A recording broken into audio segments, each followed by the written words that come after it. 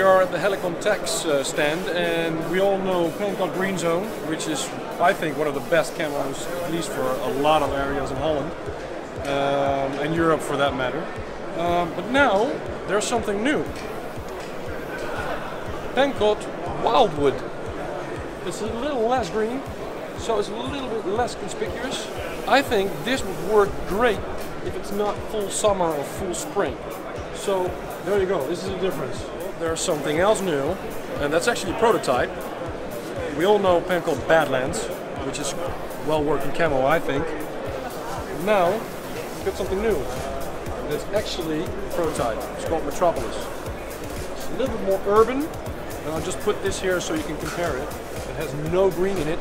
It's got gray and it's got like a light tan. I like it a lot. I think if you have an urban environment, then this would really work. But it's a prototype, so we don't know anything about it yet. So we'll keep you posted on that. Well, hi guys, we're here at the A-TACS stand, if I pronounce it correctly. I'm here with Clinton. Clint. You remember this one from last year? But we see an updated range, so Clinton, can you tell us? Okay, Dennis, so what we did last year, we were here at IWA and we introduced most of the equipment and the uniforms in the IX pattern. Yeah. And as you know, as we've developed this pattern, it's the colorways right between FG and AU. So it's an exact combination of the tans and the greens in the well-established AU and FG. So it's our middle pattern, our transitional pattern. But this year, what we've done is we've kind of given the FGX and AUX kind of a new look. What we wanted to do was move forward, but we wanted to keep what we had done in the past still relevant. So what you'll see on the FG mannequin here is you'll see the actual colorway on the footwear. But once this uniform is finished here, the colors will be the same between the current FG and the new FG. But what you see here in the FG uniform is more of a horizontal look in the material. So what you have here in the FG is going to more resemble the horizontal look in the IX pattern. So when you see on this FG uniform you're wearing an IX plate carrier, they'll match a little bit in colorway and in horizontal orientation. You see the same thing over here in the new AUX. You see the current AU on the helmet, and then the new AUX on the uniform, which has more of a horizontal orientation that more resembles the IX pattern colors.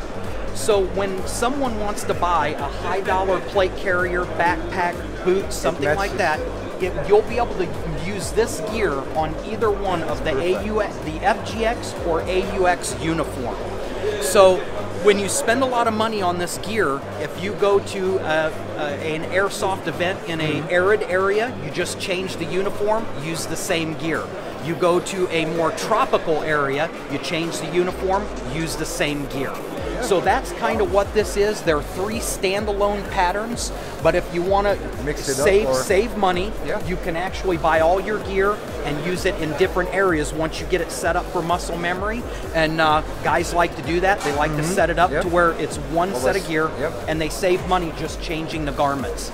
So that's what we wanted to make sure that people that had the current AU and FG, the colorways were the same, and you could use your current gear as you upgrade to new pieces of gear. The colors are the same, but it turns in more on the transitional pattern. That's really good. Well, so it's brilliant actually, and it saves money less airsoft, so you can get everything out. I see here that you have OPS, or you are Tactical from as a supply or as a fabric manufacturer. They use them for manufacturing, or? Actually, what you see here on each one of these, as A-TACS is the IP holder on the actual patterns themselves. These are all different brand partners to include Warrior Assault Systems here on the FG. We have Tactical Defense Systems, plate carrier and backpack here.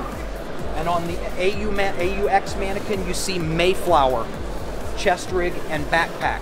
So UR Tactical is one of our brand partners that you can buy all of the patterns in and find clothing and gear.